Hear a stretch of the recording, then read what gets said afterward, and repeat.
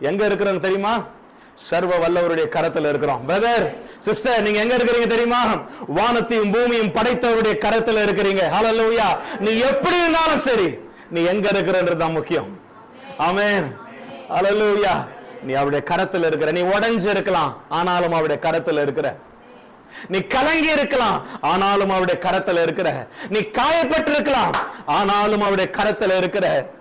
நீ சுகவீனத்தோடு கூட இருக்கலாம், ஆனாலும் அவருடைய கரத்துல இருக்கிற. நீ தேவையோடு கூட இருக்கலாம், ஆனாலும் அவருடைய கரத்துல இருக்கிற. நீ தனிமையில் இருக்கலாம், ஆனாலும் அவருடைய கரத்துல இருக்கிற. அவருடைய கரத்துல இருந்தா போதும், உன் சூழ்நிலைகள் மாறும். பிள்ளைகளே, அந்த கரம் உன் வாழ்க்கையில செயல்படக்கூடிய கரம், அந்த கரம் உன்னை உருவாக்கக்கூடிய கரம், அந்த கரம் உன்னை கட்டி எழுப்பக்கூடிய கரம், அந்த கரம் உன்னை வடிவமைக்கக்கூடிய கரம், அந்த கரம் உன் தலையை நிமிர்த்தக்கூடிய கரம், அந்த கரம் உன்னை நிலை நிறுத்தக்கூடிய கரம்.